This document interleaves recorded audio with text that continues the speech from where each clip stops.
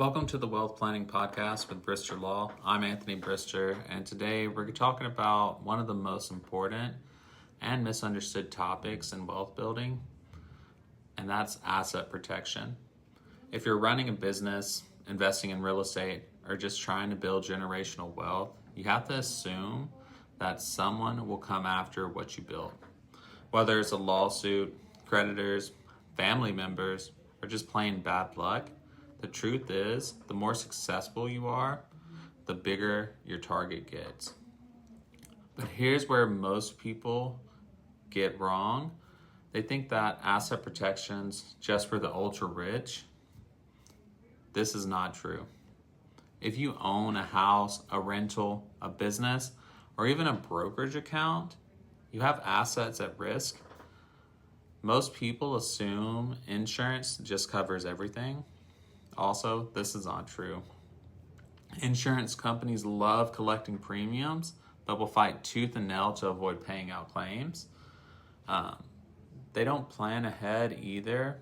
Once a lawsuit or a suit is filed, it's too late to do anything. You can't just move money around or create an LLC after the fact. It won't hold up in court, and this is called a fraudulent transfer.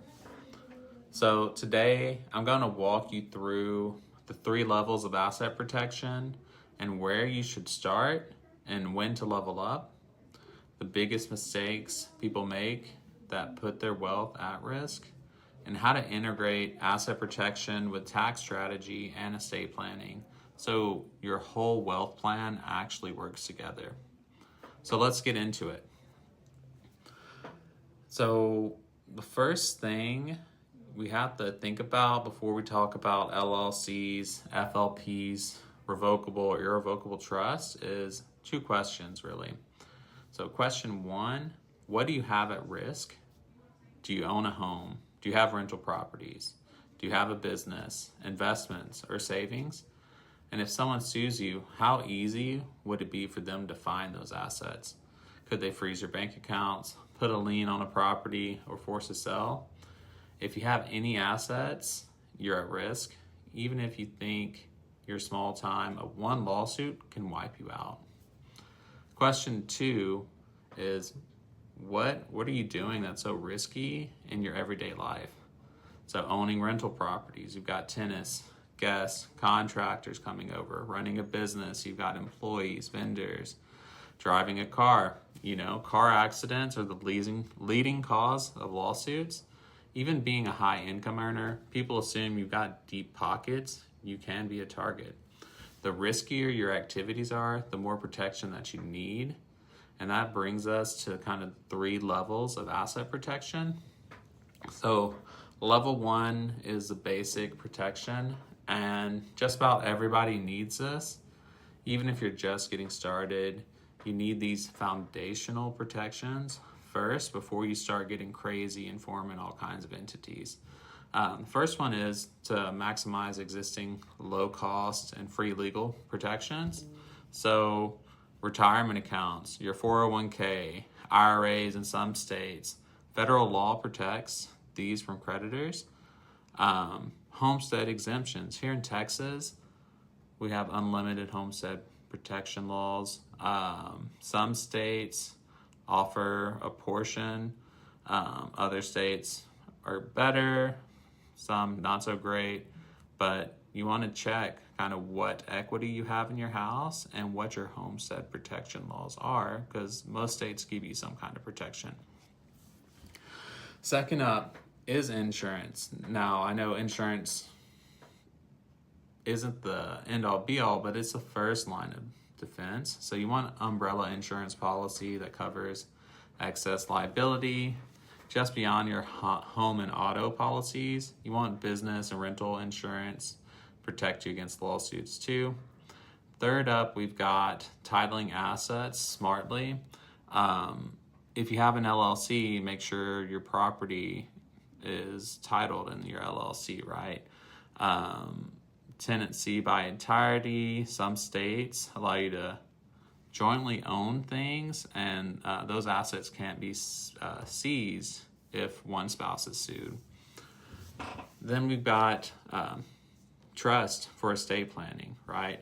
While revocable trusts don't actually protect you from lawsuits, they make your estate plan harder to attack, and it's a private matter, so you're not having to go through court and kind of publicize everything that you own. So even a trust can provide some kind of asset protection, also protecting your family members from fighting between themselves.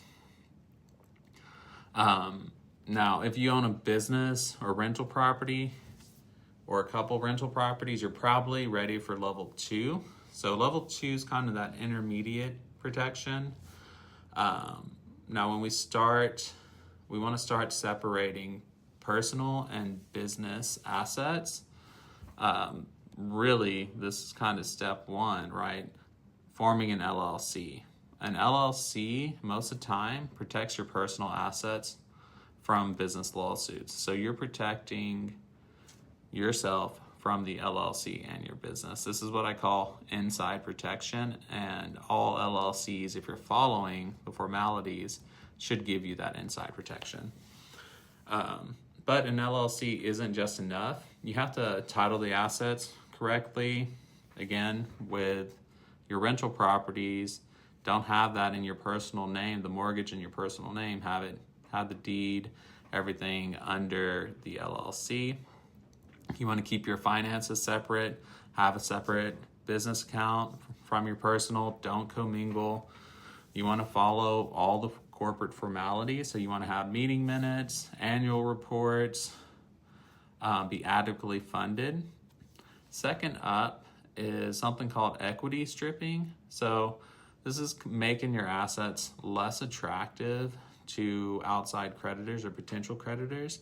This is kind of where you place a lien on your property to reduce equity on paper. Maybe you take a home line of credit, and if someone sues you, it looks like you don't have anything to take. Now, again, if you're following this, you want to make sure that you are keeping things arm's length. You have a legitimate line of credit or something like that. And again, if you pull on the line of credit after a lawsuit's already started, that could be a fraudulent transfer. So just want to keep that in mind. And then third up, this kind of goes into level 3 a little bit too, is holding companies. So if you own multiple businesses, rental properties, a holding company, maybe like in a state like Wyoming or Delaware, can add some extra asset protection and privacy protection for a little bit more investment, right? And if you're worth over 3 to 5 million, or you're in a high kind of risk target area in your work, you want to consider level 3. And level 3 is the advanced protection. Again, these are for high net worth individuals, people who have generational wealth. And the first up thing that I like using really for level 3 is those charging order protection entities. So LLCs in states like Wyoming or Delaware for passive investments.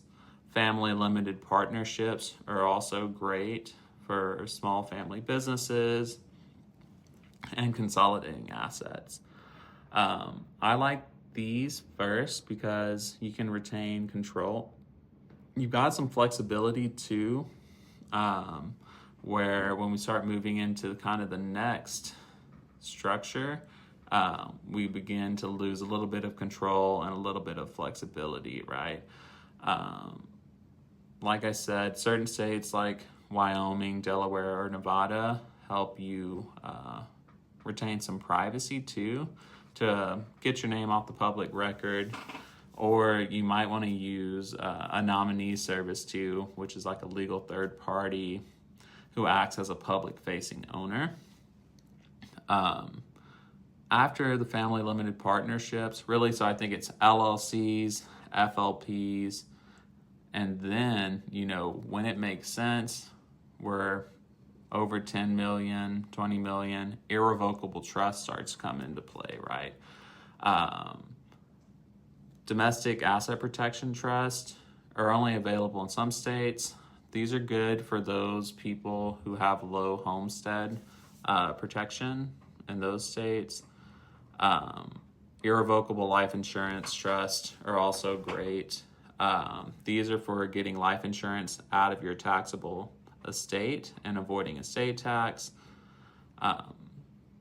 Dynasty trust are good when it makes sense. I think these get oversold a lot. Really, I think that you need to be probably 50 to 100 million to start thinking about a dynasty trust. Problem with irrevocable trust are that once you set it up and set the terms, you can't undo it and you can't take the assets out. And most people want those flexibilities. So unless you've got an estate tax problem, I usually don't recommend an irrevocable trust. And that's kind of a good segue into the next topic, which I also don't recommend a lot, is offshore asset protection. I'm not really going to cover this in too much depth because most people, this is overkill. And the administrative and admin costs alone and the setup costs alone do not justify putting these in place. All I'll say is placing assets in a foreign jurisdiction can make it really difficult for creditors to seize them. But here's some common misconceptions. Offshore trusts aren't for hiding money from the IRS. If you do this, it will be criminal. You are required to report these, generally speaking. And if you set these trusts up after a lawsuit's filed, they won't work. Going back to, that's fraudulent transfer.